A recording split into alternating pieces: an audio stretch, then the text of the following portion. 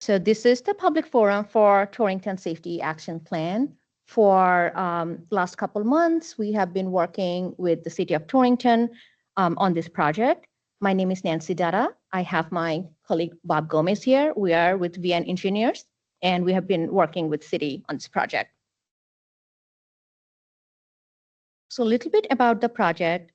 In 2023, Torrington received a federal grant for Safe Streets for All, or SS4A. And what it does is that it gives funding to towns and communities to focus on their own safety issues, focus on their roadways, identify where is their high crash locations, and come up with solutions for them. The ultimate goal for this is to prevent death and serious injury on roads. And this whole grant is based on the concept of safe systems. So what that means is that safety is for everyone. It's not just for drivers or vehicles, it's for everyone on road. And the responsibility is also shared by everyone, right? As human, we are prone to make mistakes. So we should have layers in place so that if one element makes a mistake, there is others to correct it before a fatality or a serious injury happens in road. So that's the concept of the safe system. So throughout the presentation, I am just going to highlight some major tasks that we did and some of the major takeaways.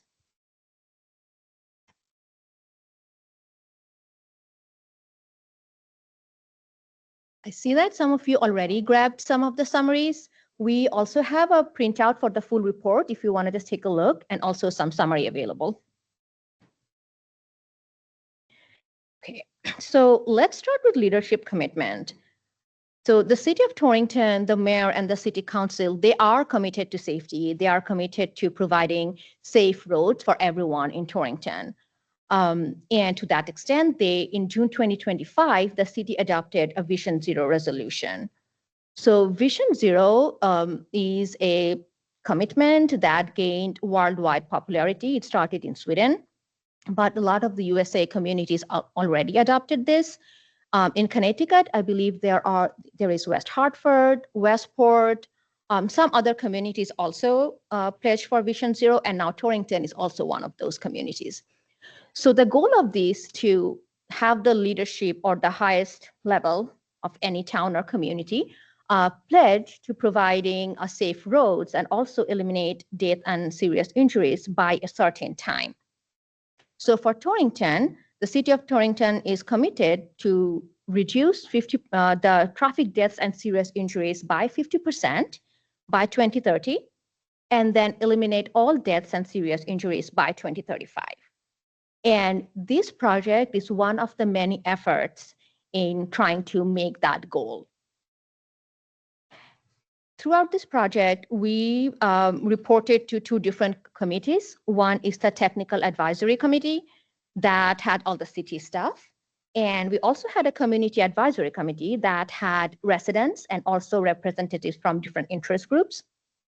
We kept them updated throughout the project about our progress.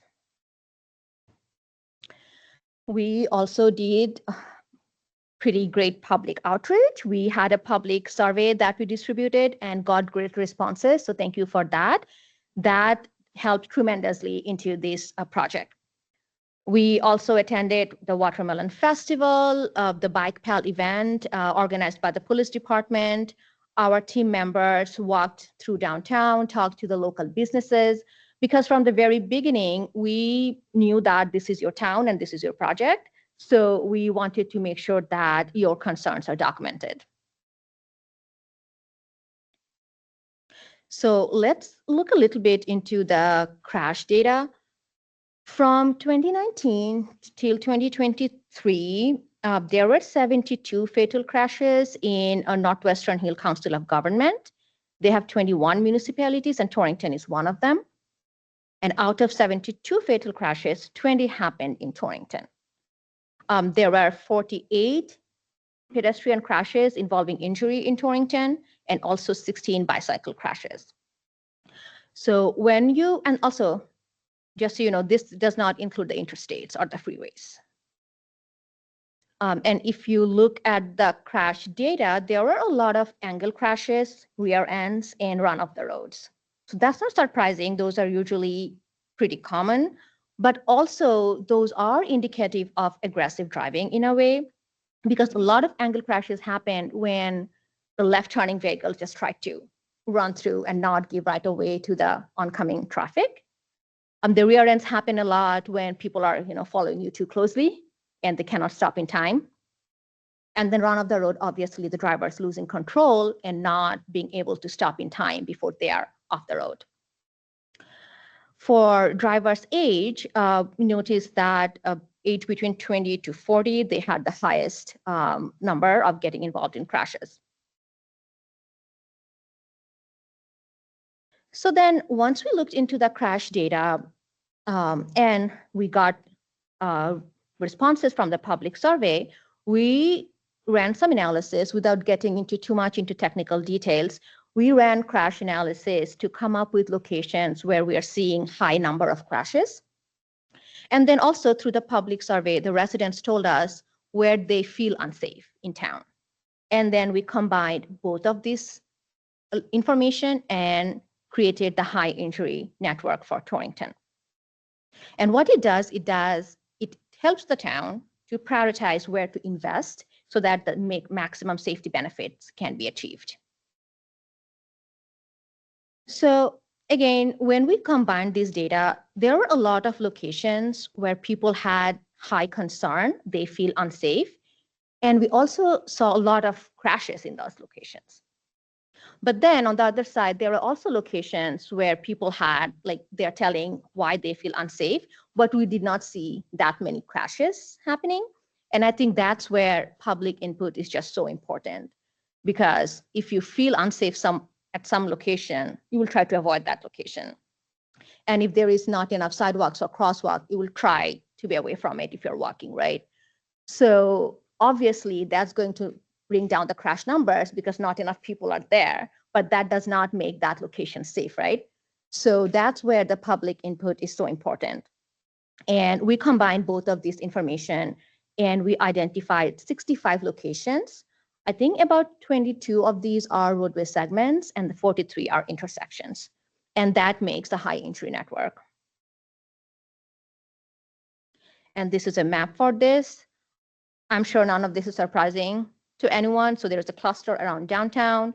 There is a cluster near the Target and the BJ's area in that East Main Street. So this is the high injury network.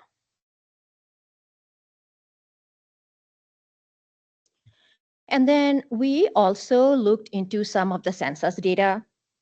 We tried to look into some of the socioeconomic factors. And according to the Connecticut Justice Screening Tool, there are 4 census tracts within town that shares higher burden for, in terms of low income or education. And you can see those are kind of clustered in the downtown area. And about 41% of the injury crashes happened within these tracts. And 7 out of 20 fatalities were clustered here. So what are the safety concerns? So this is, again, a summary of the responses we got from the survey and from what we saw from data. So a lot of concern for aggressive driving. What does that mean? It means speeding. It means erratic driving, changing lane without signaling, following someone too closely. All of these things fall under the aggressive driving umbrella. But obviously speeding was the main complaint from all the residents. And then there is complaint about running stop signs, not obeying red lights, not giving way to pedestrians. All of these also sort of falls under aggressive driving. And there is obviously a lot of interest in having more sidewalks and more crosswalks in town and having better connectivity. So once we saw what the crash data was telling us and what the residents want and what are some of the factors that contributing to these crashes, we came up with some recommendations, and those are divided into several categories. The first one is system-wide improvement, What it means that it's not tied to one particular location, but it can be implemented for many locations throughout the city. For example, educational campaign, right? Speeding has been such an issue. So to educate our drivers, what's the impact of speeding on safety, to teach the kids how to cross the road safely, to make sure that the drivers are aware that they have to share the roads with pedestrians and bicyclists, educational campaigns can be very, very helpful. And those are not for one location, right? That's for the whole town. Same with enforcement. In the survey, a lot of people showed interest that they want to see more enforcement around town, especially near the schools and especially around the holiday time, right? So that's another thing. And recently, Connecticut started using the red light speed safety camera in a pilot program. Obviously, not applicable everywhere, not necessarily every town is up for it, but that is also another option as a form of enforcement. And then we have some recommendation for the signalized intersections and unsignalized intersections. One thing I would say that we got so many comments that we want no turn on red on all signals because nobody gives way for pedestrians, right? So again, it's not for one location. That was a comment that we got from people for the whole city. Again, not necessarily that you can implement everywhere, but that is something the city can keep in mind. And all of these things are something that they can kind of keep in their mind when future projects are happening and try to incorporate it in future projects. And then we also had some specific recommendation for some specific corridors. There are divided by state roads and town roads, and I will walk you through one example for each category. So first one is East Main Street between Torringford West and Torringford East. This is the location where we received the highest amount of concern from the survey. It's a state road, lots of local businesses, lots of access points, too many left turns. People are trying to cross without crosswalk. There are lots of issues. This is really ranked high in terms of how many responses we got from the survey. So one of the things we recommended is that to make the signals more visible, because we did receive some complaints that for the older drivers, it's hard to navigate. So having the retroreflective backplates help them to see the signals more clearly, and also with the larger signs for clearer instruction of like which lane is left turning lane and which is right. And then introducing crosswalks at critical intersections. For example, in front of Target, that intersection, people are always trying to cross, right? But there is no crosswalk there, but that's definitely one of the locations where there should be crosswalk. And then left turning from all of these smaller driveways is a big issue throughout this corridor. For example, the area near BJ's, that has been a big concern. So one of the recommendations that we have, and obviously all of these things require acceptance from the residents and from the local businesses as well. So one of the things we recommended is that for the BJ's access area, right near the auto repair shop, make that a right in, right out so that no left turn is possible from there. That access point is so close to the intersection. It just creates a very dangerous situation where like nobody can stop in time during a conflict. So, and in order to stop that, it's possible to use the flexible post to block that left turn. And the other thing is the auto repair shop, the quiet zone right opposite to that access, that has multiple access. So you can access it from Main Street, but also from the side street. If we can close the access from Main Street and only the side street access is available, that just takes out a big pocket of conflict for this location. So those are some of our recommendations. But overall, this whole corridor, I think that having an access management plan and consolidating some of the driveways would be very helpful. But obviously, that will require support from the local businesses. So this is an example for one of the town roads. So we developed 7 of these concept plans. This is Prospect Street. The focus here was to make sure that the pedestrians and the pedestrian-related infrastructures are visible enough, because that is also something we saw from the survey. Like no one stops for me, no one can see, and the drivers are also mentioned that people just try to make a run for it, and we do not see them in time. So the recommendation here is that make the pedestrian crossings visible as much as possible, add more signage to that so that the drivers are aware ahead of the crosswalk. Use the pedestrian hybrid beacon that kind of flashes red for the vehicle if someone is on the crosswalk. So that definitely makes them stop. So all of these options help not just for safe pedestrian options, but also to slow down the vehicles a little bit. And then for the signals, definitely evaluate if lead pedestrian interval facing is possible. What it does is that it gives the pedestrians few seconds exclusively, even before the cycle starts. So they have some time just for themselves to cross the road. And it has been very popular in Connecticut, well, everywhere really. So we highly recommend that that's being evaluated for the signals on Prospect Street. And for stop signs, painting the stop sign bar, the stop bar clearly and maintaining that it's visible at all times. And if needed, add some additional signage that stop ahead. The other recommendation is having a bicycle facility. So that is another request we got through the survey, that add a bike lane, or at least at a minimum add the shared lane arrow signs on this so that people can use this for biking. So these are some of the recommendations we have for Prospect Street. And all of these recommendations, be that state or local, it does require a lot of coordination, right? And this is something that the town has that now they can go back to. They can use this to get more funding for all of these different things. And but this will definitely require support from the residents and local businesses. And obviously for state roads, they need to coordinate with DOT, and DOT needs to agree with all of these recommendations that we're making.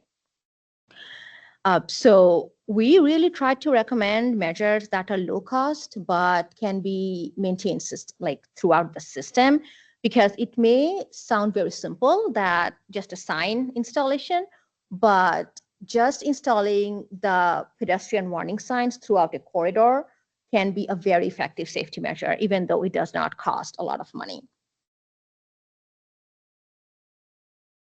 And I want to end this the same way I started, just to reiterate that the city is committed to Vision Zero, and this project is a framework for achieving that goal in future. And this can be used to for future grant application. This can be used for when city is figuring out their budget for the roads. So this can be definitely a baseline in future for the city. And obviously, collaboration is required for residents and local businesses because, as I said, safety is for everyone, and we all share the responsibility for that. With that, I will open this up for discussion, and if you have any question. Yes. Oh. I don't. Thank you. What's the cost to do a project like you're talking? So that I'm not talking about one project though, right? Because you're talking about what you brought up in this paperwork here. What's the cost to do that? So it is costly, but it's going to be like the city can ask for funding for these things, and it doesn't all have to be done in one go, because that's impossible, right? So that is something the city has to work in coming years with DOT. And through this grant also, there are federal grants available for this type of projects. So this can be something that can be used for that. How much is left of this grant that we got, that we just put this money out on? This grant was specifically for this action plan. So this grant does not allow to use that money. So this was one of those wasted grants, basically, where we dream on. You got to answer me a question. Mhm. How do we, if we don't get federal or state grant, we have no money. We're on a lockdown budget for the next 2 years. How do we do any of this stuff? I think some of the low-cost measures can be incorporated within the city's budget. I don't want to. Yeah, I'm just saying, Speak but on every behalf time we of do city? this, It's always feasibility. We waste the money on feasibility and then we have no money to do anything with it. My other question, I'll just finish so the other people can talk. How many businesses did you actually talk to? Recently.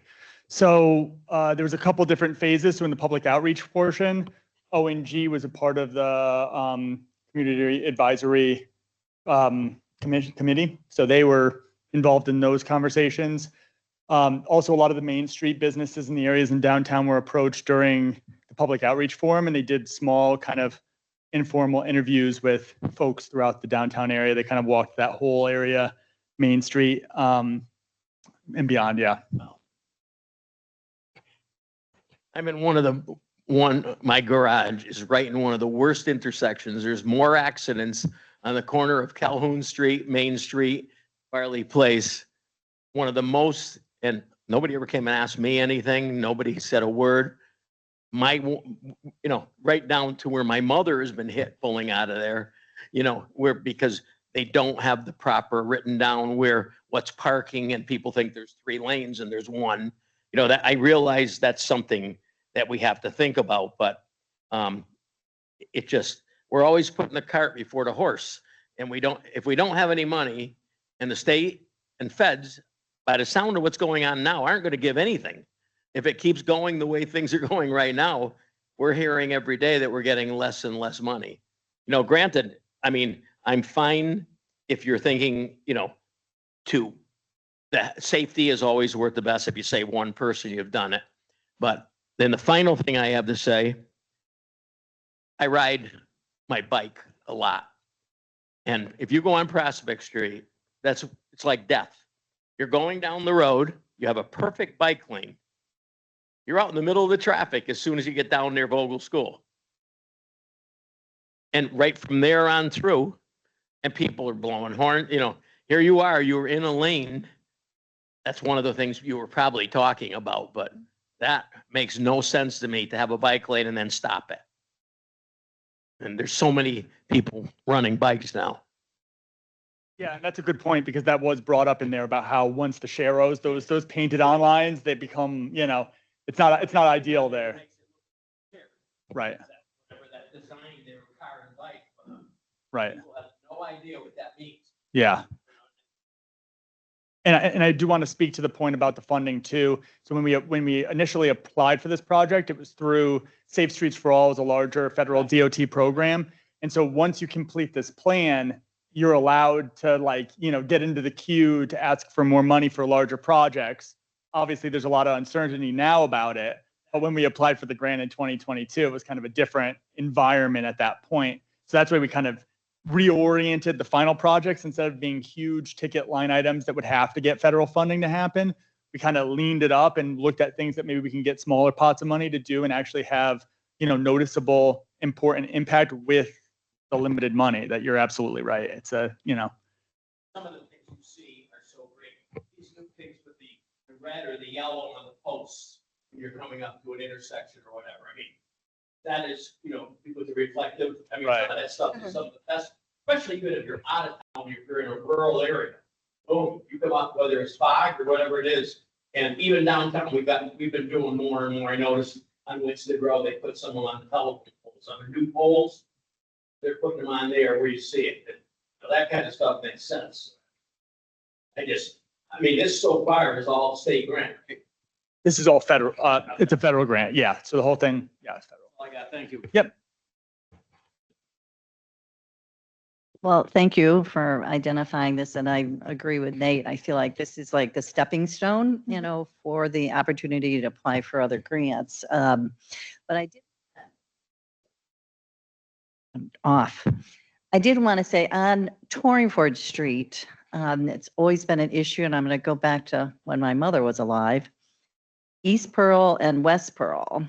We have a middle school off of East Pearl, and the traffic is unbelievable for them to come out onto Torringford Street. And Torringford Street being a state road, nothing slows them down. Mhm. And I'm surprised, and I'm curious, not having seen the full report, whether that is an area that has been identified. I look so unprofessional with my lollipop here, but I'm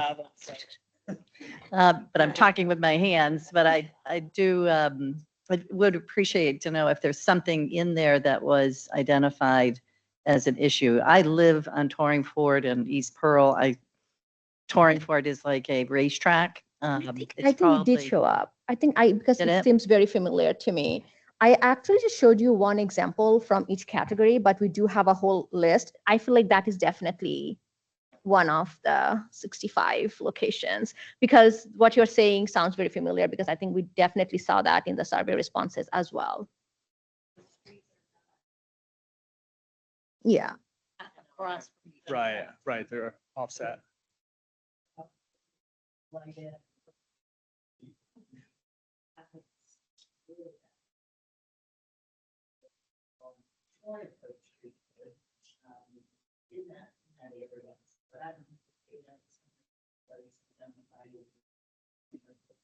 Does it show up on the high injury network? Could you bring that slide up? I have Oh, to. it does? Okay. Okay. Definitely. I have to see the list too. It doesn't look like it's on the high injury network, but maybe it showed up in the list based on comments. Is that what? Yeah, Yeah, it could be. yeah. But in green. Yeah. But that's a good example of how, maybe the crash data doesn't show up for that site, even though it's clearly a very unsafe, making people feel unsafe. It's just going to take one, right, to do that. And so that's a good example of how the, 322 respondents for the survey helped fill Yeah. in the gaps. Yes, hello. I saw that there was something in the data here. Ocean Road and University Drive. Mhm. That is a very dangerous intersection. There have been many accidents and some of them have been fatal. I live in the area and I wrote a letter to Michelle Cook and Jay Case. Jay Case forwarded my letter to the Connecticut State Department of Transportation, and I have not heard anything about my concerns. But if you are driving down Goshen Road Route 4 and someone is taking a left on University Drive, that is very dangerous because there's nowhere to go once a car is stopped in the middle of that road. So I think that needs to be a priority. And I don't know, Nancy, I seem to remember that being one of those Yeah. on those. Road, University, and both here too. Right.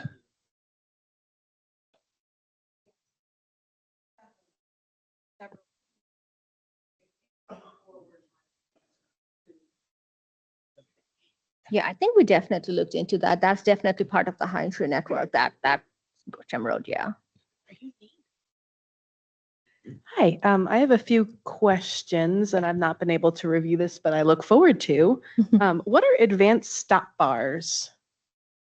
Sorry? What are advanced stop bars? Oh, so that's, you stop like before you see the stop sign, the bar is advanced so that people are Oh. stopping before they are like right on the. Okay. In some places that has proven, safe so that people are kind of stopping a little bit ahead of Okay, the stop sign.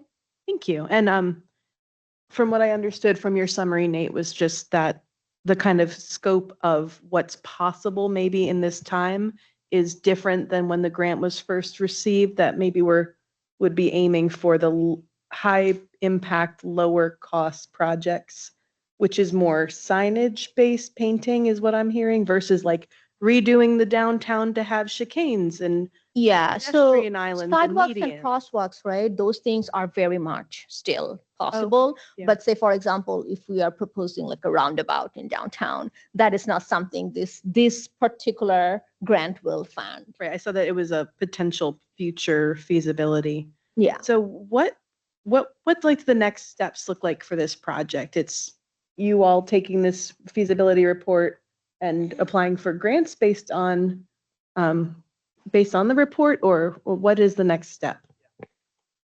So there's a few next steps in this project. So, short term, we're going to bring this back to council to adopt this plan. That's the idea, it's just so that we, have a commitment on that part. Council's already, as was stated before, adopted a Vision Zero goal of reduction of traffic fatalities and serious injury, which is a good first step. Once we get this adopted, we still have this kind of technical advisory committee that is set up for this group. So that's myself as the assistant city planner. That's our Paul Kunzens, our city engineer, and Sergeant Dustin Baldus, our police traffic, as well as economic development, William Wallach. So we're going to get together. We do have a commitment to report out on actions that contribute toward this. And so I think, just kind of, we already regularly meet and kind of have these interdepartmental planning meetings and collaboration all the time anyway, but this will kind of focus us on this specific topic and help push it forward. Yeah. Also, I just want to add that this plan is sort of a prerequisite to get some of the federal funding as well. So now the city can take, say, one of these projects or some of the countermeasures and go ahead and refer back to this plan. And they cannot do it unless they did this one first. So that also helps. Well, that's a good question. Do you have you heard any, that's what? I don't know. That's in Washington, right? They're somewhere on the They're coast. right now implementing that in West Hartford, but like not right now, just starting. Yeah. No. So Stanford is also has some. Yeah. I did see that. That was the only thing I saw in the paper for Washington, was that they were bringing in a lot of money with it. But yeah, we'll just have to wait to see. Right. I think the newspaper said out of town repeat offenders, which is what they want. That they are there, it has to slow down. Yeah. There's granted, the repeat offenders obviously didn't even know it was there, and then they went through it again, and oh no, here we are. You indicated that you surveyed businesses in the area. What about the general public? What surveys went out to the general public, and how many surveys did you collect for this data source? So we had a public survey that went out to everyone. We attended the public outreach to advertise for that. The city also advertised it heavily. We got 322 responses from that survey, and that is something that you're probably seeing in the summary. Well, it was for everyone. Yeah. The survey, But most of the people who responded were residents. yeah, There were some who works here. yeah, they broke it out by who works and uses the street, because it was, again, it's not just residents, it's like transportation network users, right? So people who are commuting in, I commute in, and I took the survey because I'm on the roadways all the time. But they broke it out. So I believe it was something like 73% Yeah. residents, and the remainder were people who are commuting in. No, we did it through social media networks, through we had signs up at several places. The senior center had paper copies and digital copies available there. So we tried to hit as many places as we could. But again, the limited funds for that kind of stuff. We try to get some kind of representative sample of the community as best we can. It was September through November of 2024.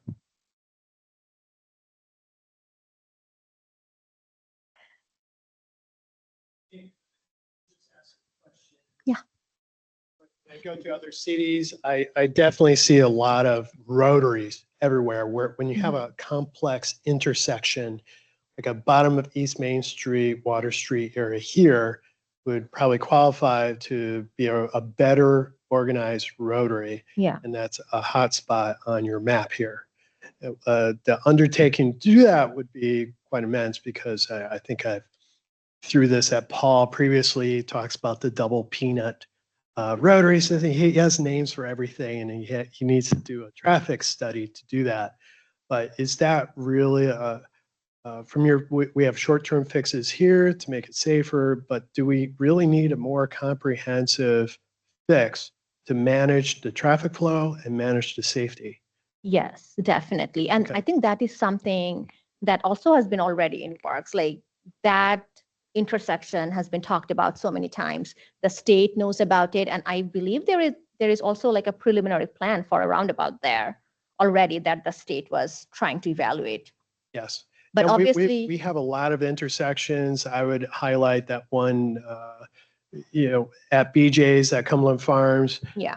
The way people pull into Cumberland Mm-hmm. Farms, how you have to turn left, you're into oncoming traffic. yeah, Again, is that a rotary fix? But basically our signal system is looking at how do we move traffic through at, the most congested time mhm, day. And is there a better system to do that, and using a rotary so that traffic does flow throughout the day, and Yeah. our commuters are not stuck in front of red lights on each end of our commute. Right. So could you speak to that and what Yeah. you've seen in other cities, bring that in to fix the whole traffic flow of the city? Yeah, and actually there is a statewide roundabout project that's going on right now.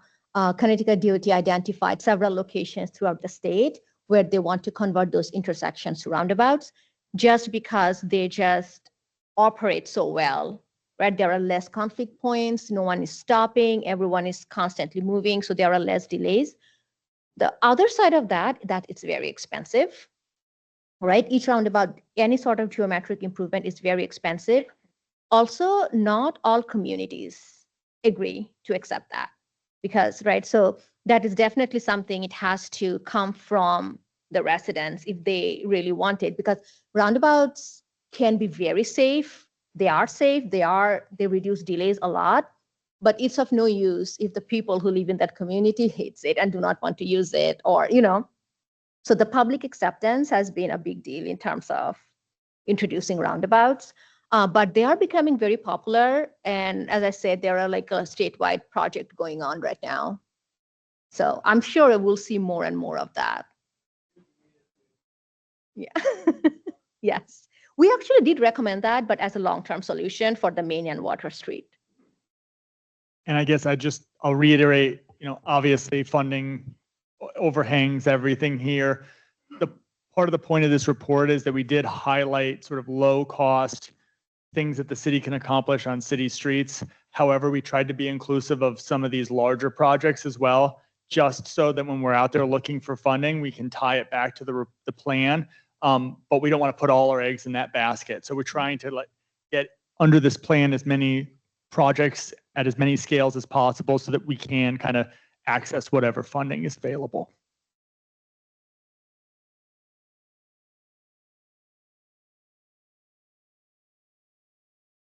Well, if there's no more questions, I want to thank our consultant. Oh, yeah. Great. That's a good question.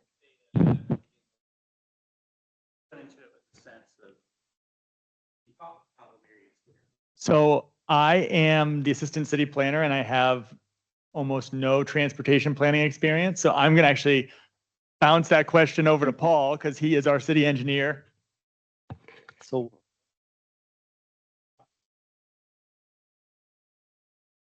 for me, I've been in Torrington now for 10 years and I pretty well know where all the bad areas are, where all the problem intersections are. So for me, not so much. I pretty much am aware of most. So. Horrible answer.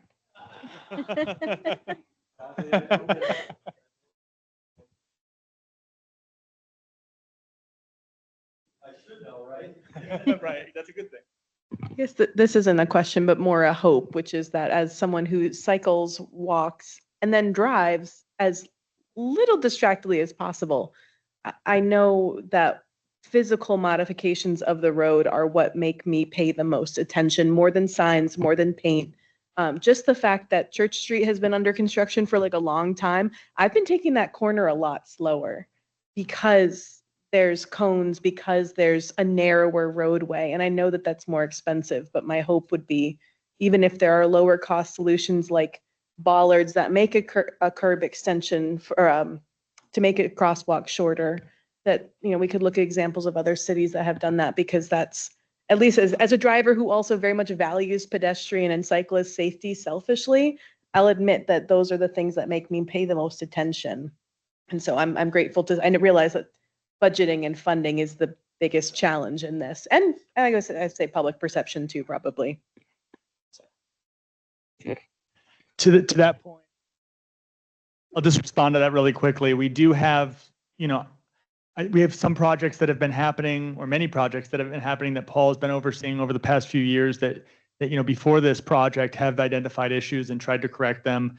I think that the sidewalks on East Main Street have been fantastic. And, you know, I always driving up and down, working, seeing people going up and down that without having to go on the sides of the road. There's no doubt that that's making that safer for pedestrians in that way. We also have planned work to do a multi-use trail behind Ocean State Job Lot.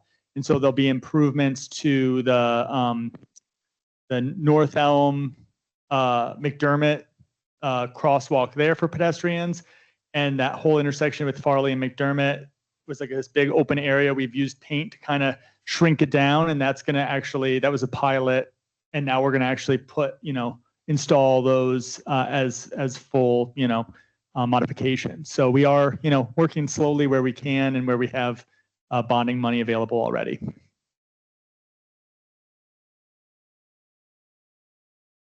I need to get my steps in. It's funny that you mentioned the intersection near the Ocean State Job Lot and the movie theater. How is that working? To me, it just doesn't seem like when you're heading into the intersection that one lane is not able to turn one way or either go straight the other way. Why is that still like that? I'll take a stab and then pass it to Paul if you need more. But I think the larger concept is that it was a very open intersection, right? Your stop bars were way far away and you had to kind of like look to see into this person's car and kind of coordinate visually to see who goes next. It shrunk it down so that everyone's a lot closer and they're stopping a lot closer to each other so that they can at least like go in an orderly fashion when people, and they're not, one person doesn't start and then the other person goes, right? It's tighter. That's the larger goal. There was some modifications to turn areas and, I guess I'll let Paul explain the slip lane. Yeah, so that's pretty much what we did. In order to, if you can make an intersection smaller, what you do is you introduce everybody that stops can see everybody around it much clearer. And before, the right turn from McDermott to Farley was pretty much like a slip lane where you could almost not even stop and just go around without slowing down. That conflicts with other movements like people coming out of Ocean State and turning left and not stopping. So in order to get all three legs to stop, we narrowed everything up. And part of why we're doing that as well, as Nate mentioned, that we're putting in we're continuing the multi-use trail from Prospect Street where we have the bicycle lanes through McDermott and onto the railway bed. And so we needed to tighten up the intersection so we could make a safer crosswalk there. So rather than having a 100-foot crosswalk where people would take forever to cross and then cars could pass one another and potentially, hit pedestrians, we're narrowing that up so that the pedestrians have a safer crossing and cars can stop in one location and then see where all the other cars are and take their turning. It slows people down and forces them to stop and pay more attention is what the goal is. So what you see now that's painted will eventually be curb lines and the large red shaded area on the Ocean State side. That'll all be landscaped when it's all done. Yeah. As one last piece to that, we're also improving the signalization crossing McDermott. So there's the crosswalk paint is completely gone there, but it was done in a very strange orientation. And there's a lot of people that actually cross to get into the plaza there. So this will hopefully, we'll have a better signal crossing for people. It'll be more visual that people will be crossing there. So that's another improvement as a part of another grant that's a trail grant that we're trying to take a trail grant and also do street improvements and, be creative with money so that we can make it go further, different goals.